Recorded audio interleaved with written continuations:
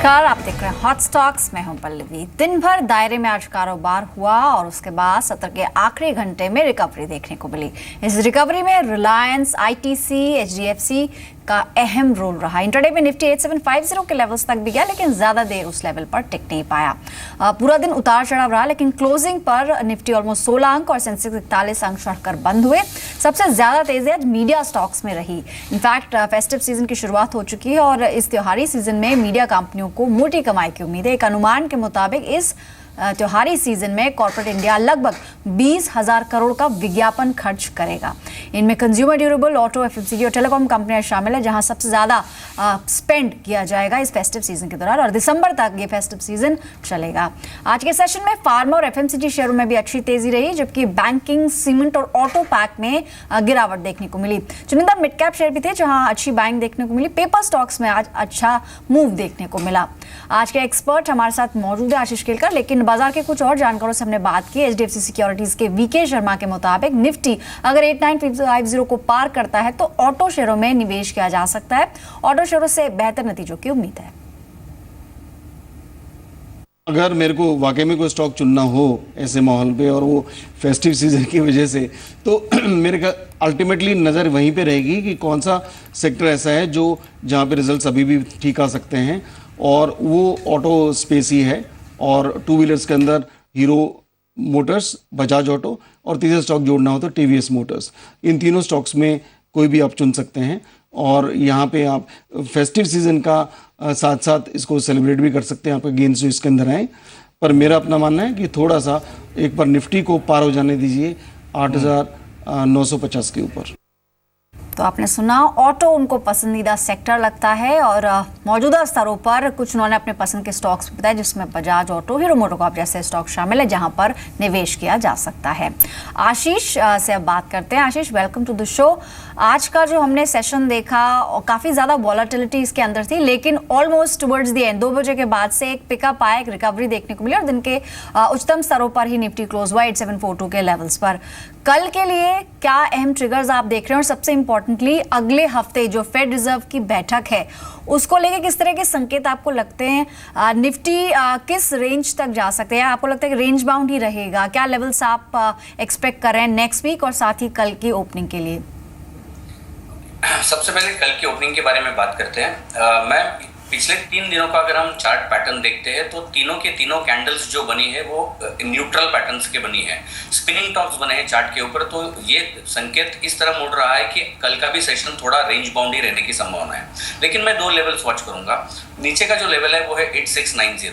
इसके नीचे अगर निफ्टी को हम फिसलते हुए देखते हैं तो इसमें और एक अच्छा फॉल निफ्टी में देखा जाएगा, जो कि निफ्टी को करीबन 8625 तक ले जाने की संभावना है। तो 8690 ये बहुत अहम लेवल होगा अगर नीचे की तरफ मार्केट फिसलता हुआ नजर आया तो। ऊपर की तरफ जो आज का हाई, जहां पे जैसे आपने कुछ मिनट पहले कहा कि 8750 पे वहां पे टिकने की कोशिश की, लेकिन वहां से सेलिंग प्रेशर आता हुआ नजर आ रहा है। तो ये 8750 और 8690 ये 2 लेवल्स रहेंगे जिसको मैं वॉच करूंगा। इसके ऊपर सेंटिमेंट थोड़ा बुलिश होता हुआ नजर आएगा और 8690 के नीचे सेंटिमेंट बेरिश नजर होता आएगा। तो अगर कल का क्लोजिंग इन दोनों लेवल्स में से किसी के ऊपर या नीचे आता है तो उसके आधार पर अगले वीक की रणनीति हमें डिसाइड करनी होगी। जी, चलिए अब शुरुआत करेंगे, कुछ सवालों को शामिल करते हैं। पहले दर्शक हैं कमल आकांता, जो उड़ीसा से जुड़े हैं हमारे साथ। गुड इवनिंग कमल, बताइए क्या सवाल है आपका? Good evening ma'am. जी हेलो जी, नमस्कार, अपना सवाल पूछें। मैम 500 शेयर जर्डल का मैं 515 में खरीदा हूँ। ओके, क्या करूँ उसको? आप बता पाएंगे कितने टाइम के लिए आपने खरीदा है? क्या ये शॉर्ट टर्म का निवेश है या फिर लॉन्ग टर्म आप इन्वेस्ट करना चाहते हैं जस्ट डायल में? शॉर्ट टर्म के लिए। ओके, शॉर्ट टर्म के लिए इन्होंने जस्ट डायल करा, 515 के आसपास की खरीद है। फिलहाल नुकसान में है, 466 के लेवल्स पर आज क्लोजिंग हुई है। आशीष, जस्ट डायल पर राय क्या होगी अगर शॉर्ट टर्म के हिसाब से इसमें ट्रेड किया जाए तो? जस्ट डायल का अगर हम चार्ट देखते हैं तो पिछले कई वीक से ये stock lower top lower bottom बनाते हुए नीचे चल रहा है, लेकिन अगस्त से लेके अभी तक का मूवमेंट अगर हम देखते हैं तो ये एक बेस कंसोलिडेशन बेस बनता हुआ नजर आ रहा है और अभी फिलहाल प्राइस एग्जैक्टली बेस के नजदीक है। तो मैं मानता हूं कि इनको थोड़ा होल्ड करके रखना चाहिए। एक अच्छा पुल बैक रैली इसमें आने की संभावना चार्ट के ऊपर दिखाई दे रही है और इस पुल बैक रैली में हो सकता है कि स्टॉक इनके बाइंग प्राइस के नजदीक जाएगा। वापस मुनाफा होने की संभावना चार्ट के ऊपर दिखाई नहीं दे रही है, लेकिन जो लॉस अभी फिलहाल हो रहा है वो रिकवर होने की संभावना है, इसलिए मैं इनको होल्ड करने की सलाह दूंगा। और ये अभी जो होल्ड कर रहे हैं उसके लिए स्टॉप लॉस जो मैं रिकमेंड करूंगा वो होगा करीबन 455 का। ऑलराइट, 455 का एक स्टॉप लॉस आप रख सकते हैं ताकि नुकसान आपके कम से कम हो। इसमें ऑलरेडी एक पुल बैक 377 और लेवल्स देखने को मिला है, थोड़ा समय इसको और दें ताकि आपका जो नुकसान है वो कम हो सके। अगले दर्शक है हमारे साथ प्रदीप, जो कि अजमेर से जुड़े हैं। नमस्कार प्रदीप, गुड इवनिंग, बताइए क्या सवाल है आपका। प्रदीप? हाँ नमस्कार मैडम। जी बताएं, क्या क्वेश्चन है आपका। मैडम मेरा क्वेश्चन है, एक तो मेरी को का लॉट में रखा मैंने 305.20 का, ठीक है, और दूसरा है वो कार्ड फार्मा के ऊपर वो मैंने लिया हुआ है 885 का एक लॉट लिया हुआ है। ऑलराइट, ठीक है। वॉकहार्ड आपने बताया 885 आपकी खरीद, और साथ ही मैरिको 305 रुपये, ठीक है। आशीष, जैसा कि इन्होंने बताया कि इन्होंने डेरिवेटिव्स में बाय किया है एक लॉट, दोनों ही स्टॉक्स के एक लॉट इन्होंने खरीदे हैं। मैरिको की खरीद 305 की है और 885 वॉकहार्ट में इनकी बाइंग है। क्या सलाह है दोनों स्टॉक्स पर? सबसे पहले मैरिको के ऊपर बात करेंगे। मैरिको का अगर हम चार्ट देखते हैं तो ये एक अच्छे कंसोलिडेशन में है और कंसोलिडेशन के पीछे एक अच्छा अपमूव भी चार्ट के ऊपर दिखाई दे रहा है, तो ये एक अच्छा संकेत है। लेकिन इस संकेत के साथ एक और साइड ऐसा है इसका, इस चार्ट पैटर्न का, कि ब्रेकआउट कब मिलेगा ये कहना थोड़ा मुश्किल होता है ऐसे पैटर्न में। तो मैं मानता हूँ कि इनको फिलहाल इन्होंने ये अगले महीने का मेरे ख्याल से या ये महीने का इन्होंने लॉट लिया, ये पता नहीं चला इनके कन्वर्सेशन से, तो मैं ये मान के चल रहा हूँ कि इसी महीने का लॉट इन्होंने बाय किया है। तो 305 का इन्होंने जो मैरिको में लॉट लिया है वो होल्ड करने की मेरी सलाह होगी। इसके लिए मैं स्टॉप लॉस इनको रेकमेंड करना चाहूँगा, वो रेकमेंड करूँगा मैं 287 का। थोड़ा डीप डाउन स्टॉप लॉस है लेकिन एक सेफ स्टॉप लॉस ये माना जाएगा, और 302-305 तक वापस रिकवर होने की संभावना है। दूसरा जो स्टॉक इन्होंने कहा वोकार्ड फार्मा, 885 की इनकी जो खरीदारी है वो पिछले 3 ट्रेडिंग सेशन पहले जो टॉप बना था वहां की खरीदारी नजर आती हुई दिख रही है चार्ट के ऊपर। उसके बाद एक फॉल आया है और उसके बाद कंसोलिडेशन चार्ट के ऊपर दिखाई दे रहा है, तो यहाँ पे भी होल्ड करने की सलाह होगी। स्टॉप लॉस यहाँ पे भी बहुत प्राइस नीचे आया हुआ है, स्टॉप लॉस 827 का चार्ट के ऊपर दिखाई दे रहा है, तो 827 का स्टॉप लॉस लगा के होल्ड करने की सलाह। ऑलराइट, चलिए दोनों ही स्टॉक्स पर आपको सलाह दी जा चुकी है। एक एसएमएस ले लेते हैं। मुस्तफर कोलकाता से सवाल पूछ रहे हैं, JNK बैंक पर इनका सवाल है। 1000 शेयर्स है ऑलमोस्ट इनके पास, 75.50 की इनकी खरीद है। JNK बैंक अगर देखा जाए तो छोटे जो बैंक्स है वहां पर पिछले कुछ सेशंस में खरीदारी दिखी, लेकिन एट दीज लेवल्स क्या करना चाहिए? इन्होंने 75.5 पर खरीदा और आज की क्लोजिंग 78.2 पे हुई है। हल्का मुनाफा कह सकते हैं इनको हो रहा है। इन स्तरों पर क्या करना चाहिए JNK बैंक में? JNK बैंक का चार्ट एक ट्रेंड रिवर्सल पैटर्न बनाता हुआ नजर आ रहा है। इसने in the month of July and इसने ट्रेंड रिवर्सल पैटर्न दिखा दिया है और वहां से हायर टॉप हायर बॉटम बनाते हुए चार्ट ऊपर की तरफ जा रहा है। एक लेवल चार्ट के ऊपर फिलहाल मैं जो देख रहा हूं वो लेवल है 79 रुपीज का। अगर इसके ऊपर ये स्टॉक निकलता है क्लोजिंग बेसिस पर तो एक अच्छा खासा रैली और स्टॉक में दिखाई देने की संभावना है, और ये रैली 83-84 के यहाँ तक लक्ष्य ये चार्ट के ऊपर दिखाई दे रहा है। तो मैं इनको सलाह दूंगा कि वो होल्ड करें और इनकी जो बाइंग प्राइस है उसके ऊपर ₹1 इनका स्टॉप लॉस रखना जरूरी होगा इनके लिए। चलिए, आपको सलाह दी जा चुकी है, इसके अंदर फिलहाल बने रह सकते हैं लेकिन लेवल्स क्लोजली वॉच करें। अगला सवाल हमें अरिदमान बसु ने भेजा है एसएमएस के जरिए और कॉक्सन किंग्स पर ये जानना चाह रहे हैं। 100 शेयर्स हैं इनके पास, 189 इनकी बाइंग है।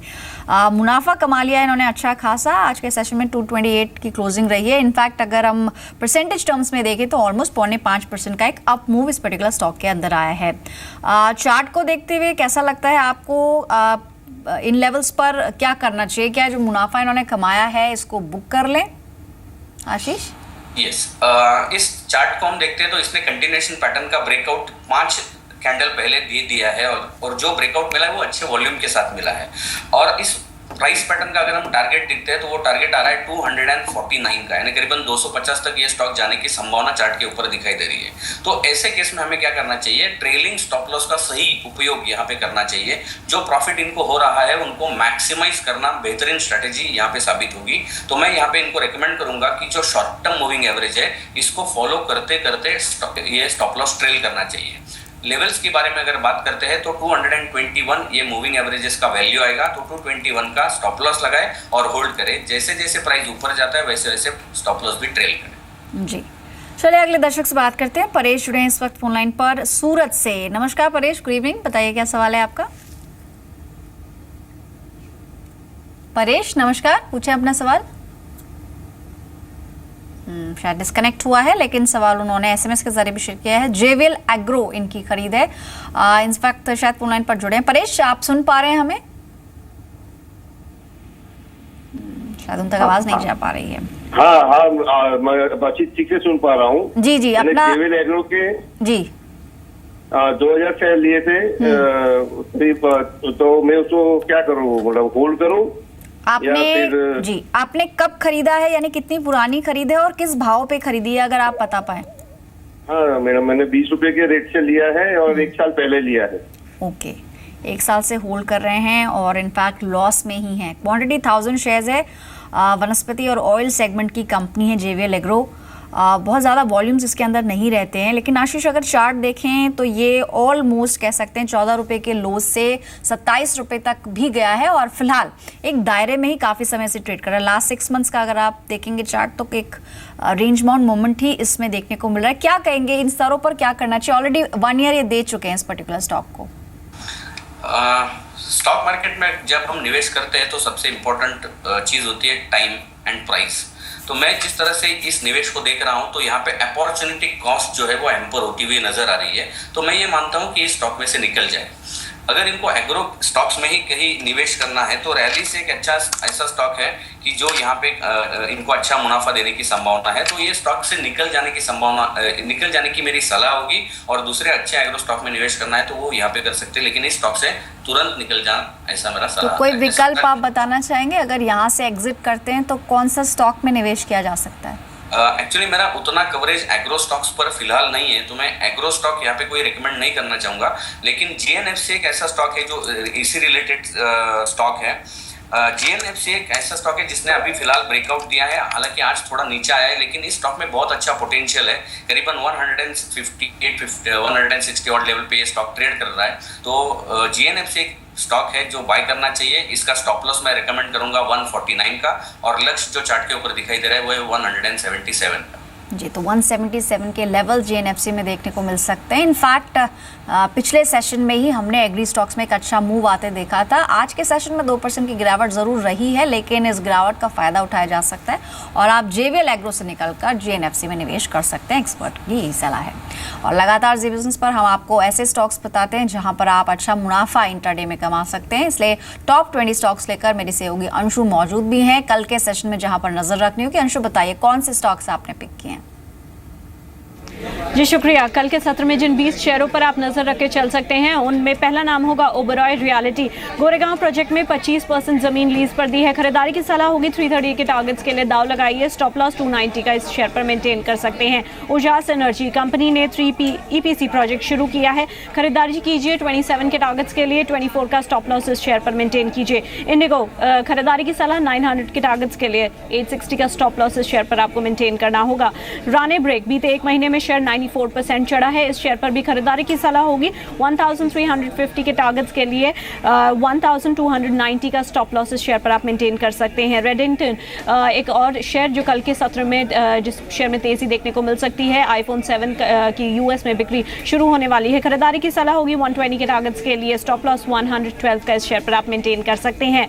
पीवीआर कल पिंक फिल्म रिलीज होने वाली है और अच्छा प्रदर्शन कर सकती है फिल्म, ऐसी उम्मीद की जा रही है फिल्म से। खरीदारी की सलाह 1220 के टारगेट्स के लिए। स्टॉप लॉस 1145 का मेंटेन कीजिए। हेल्थ केयर ग्लोबल सब्सिडरी में 9.09 लाख शेयर मिले हैं। खरीदारी की सलाह होगी 220 के टारगेट्स के लिए। स्टॉप लॉस 210 का मेंटेन कीजिए इस शेयर पर। रेलिगेयर एक और शेयर जो कल के सत्र में तेजी देखने को मिल सकती है। इस शेयर पर भी खरीदारी की सलाह होगी 275 के टारगेट्स के लिए दाव लगाइए। स्टॉप लॉस 260 का इस शेयर पर मेंटेन कर सकते हैं। ट्यूब इन्वेस्ट एक और शेयर कल के सत्र में तेजी जारी रहने की उम्मीद है। एब्सोल्यूट स्पेशलिटी के साथ कंपनी का करार हुआ है और बाईसाइकिल कैफे खोलने के ऊपर कंपनी ने करार किया है। 610 के टारगेट्स के लिए दाव लगाइए शेयर पर। 580 का स्टॉप लॉस इस शेयर पर आप मेंटेन कर सकते हैं। रामा फॉस्फाइट एक और शेयर जिसमें कल तेजी की उम्मीद है। Q1 में प्रमोटर ने हिस्सा 12.89% से बढ़ाकर 18.19 किया है। 66 के टारगेट्स के लिए दाव लगाइए। स्टॉप लॉस 60 का इस शेयर पर आप मेंटेन कर सकते हैं। जी, तो 10 स्टॉक अंशु आपने बताया, लेकिन टॉप 20 में हम 20 स्टॉक्स बताते हैं, तो जो बाकी 10 हैं वो कौन से स्टॉक्स हैं? जी, गोवा कार्बन के शेयर पर भी कल के सत्र में नजर रखी जा सकती है। निचले स्तरों से आज के सत्र में जोरदार रिवर्सल देखने को मिला। बाई कीजिए 100 के टारगेट्स के लिए। स्टॉप लॉस 95 का इस शेयर पर आप मेंटेन कर सकते हैं। IFB इंडस्ट्रीज कंज्यूमर ड्यूरेबल शेयरों में आज के सत्र में जोरदार तेजी देखने को मिली और 2016 में सबसे ज्यादा ट्रेडिंग वॉल्यूम इस शेयर में देखने को मिली। 460 के टारगेट्स के लिए दाव लगाइए शेयर पर। 430 के स्टॉप लॉस इस शेयर पर आप मेंटेन कर सकते हैं। STC शेयर अपने 200 डेमा के ऊपर बंद हुआ है। 126 के टारगेट्स के लिए खरीदारी की सलाह होगी। 118 का स्टॉप लॉस इस शेयर पर आप मेंटेन कर सकते हैं।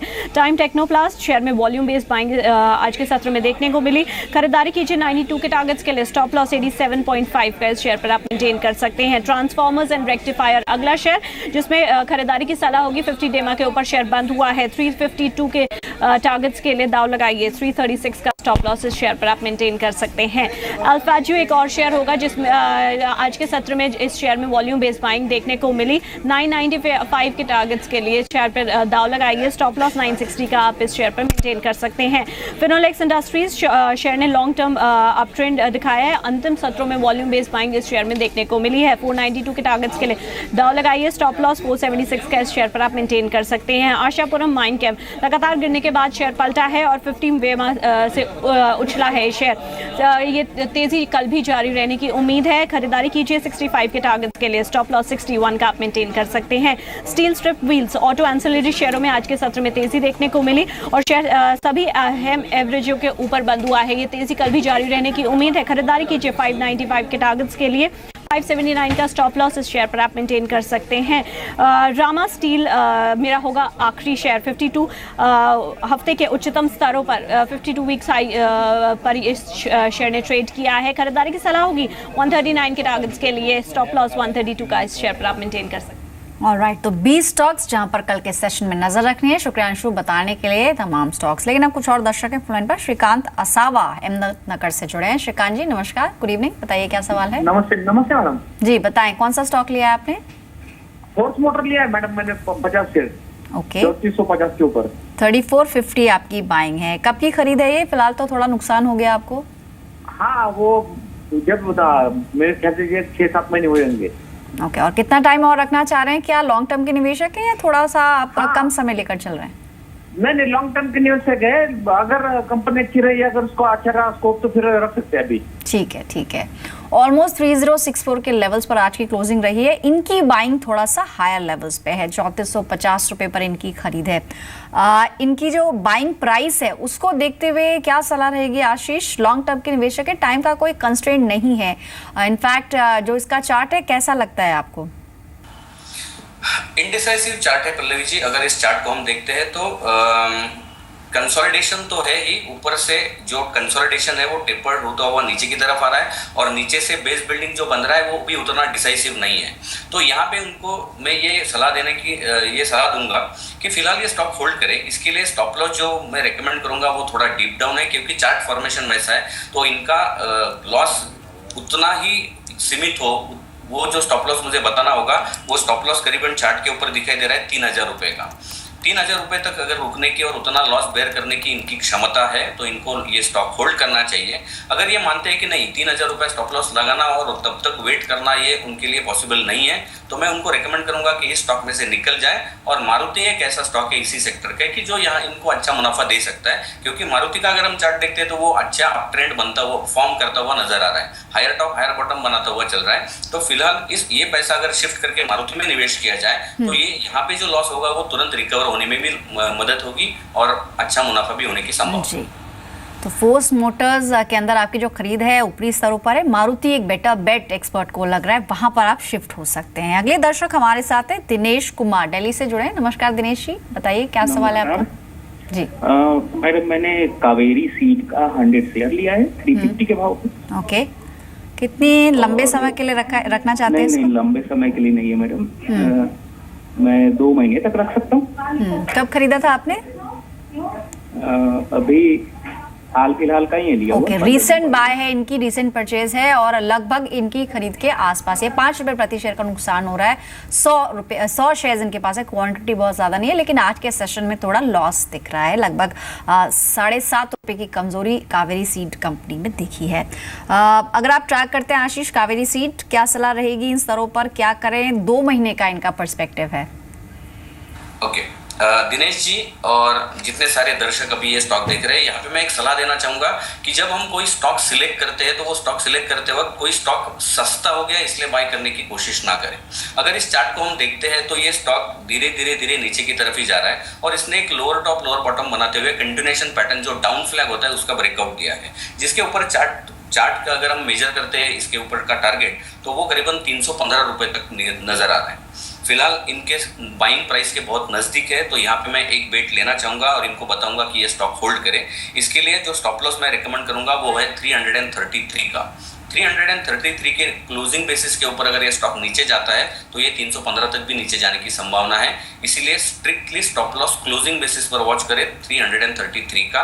और अगर यहाँ से निकल जाए तो जो मैंने अभी एक स्टॉक रिकमेंड किया था जो है GNFC या फिर रैलीज इंडिया, ये 2 स्टॉक है जो बेहतर बेट हो सकता है।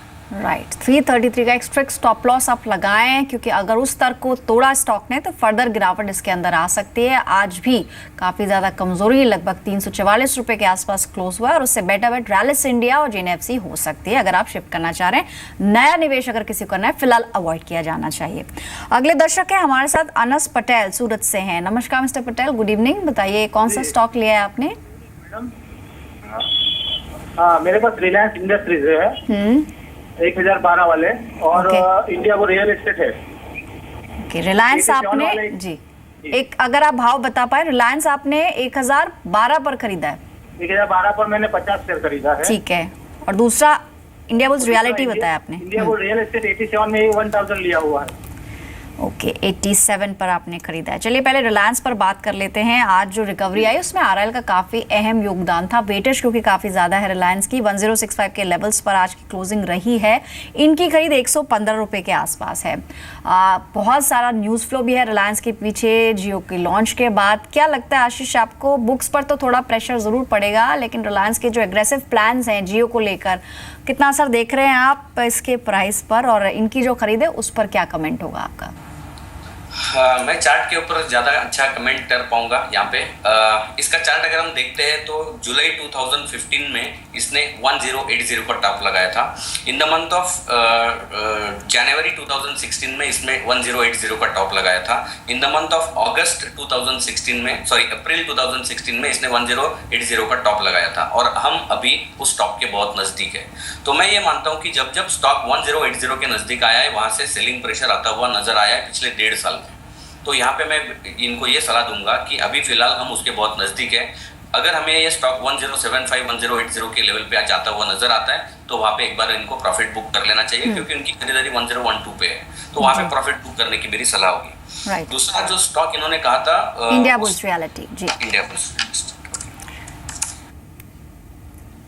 पिछले कई दिनों से बहुत करीबन 105 रुपए से लेकर 77 तक आया था और वहां से एक अच्छी रिकवरी आती हुई यहाँ पे नजर आ रही है। इस कैंडल लास्ट कैंडल यानी आज की कैंडल अगर हम देखते हैं तो एक अच्छा खासा उछाल आया था, लेकिन 92 के ऊपर ये स्टॉक जा नहीं पाया। 92 एक अच्छा खासा रेजिस्टेंस है इसको, तो मैं मानता हूँ कि फिलहाल इनको ये स्टॉक होल्ड करना चाहिए। 87 की इनकी खरीद है मेरे ख्याल से। स्टॉप लॉस 83.5 का लगाए और ये स्टॉक होल्ड राइट। इनफैक्ट ऊपरी स्तरों पर इन्होंने खरीदा है, 42 से ऑलमोस्ट डबल हुआ है स्टॉक। लंबे समय से एक रैली इसमें दिख रही है, लेकिन फिलहाल जैसे कि एक्सपर्ट ने कहा थोड़ा समय इसको और दे सकते हैं, थोड़े समय के लिए बने रहे। आज दिन के उच्चतम स्तर के आसपास ही क्लोज हुआ है, 4.5% तक की तेजी इसमें रही है।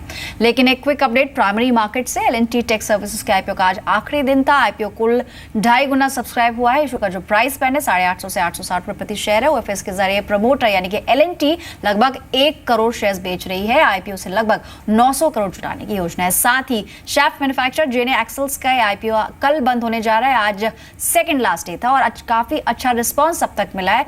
दुगना सब्सक्राइब हुआ है इशू और प्राइस पैड जो है वो 205 से 207 रुपए प्रति शेयर है। फ्रेश इशू के जरिए प्रमोटर्स 63 लाख शेयर बेचेंगे और जो टोटल रकम है 130 करोड़ जुटाने की योजना है। जो लॉट साइज रखा गया है JNA एक्सेल्स में 70 शेयर्स का है। चलिए फिलहाल इतने ही स्टॉक्स पर चर्चा कर पाएंगे। आशीष को डिस्क्लोजर आपकी तरफ से। जो स्टॉक्स हमने डिस्कस किए हैं अभी उसमें मेरी कोई पर्सनल पोजीशन नहीं है, लेकिन उसमें से कुछ स्टॉक्स ऐसे हैं कि जो हमने हमारे क्लाइंट को ऑलरेडी रेकमेंड किए थे पहले। ऑलराइट, चलिए शुक्रिया कीमती समय देने के लिए।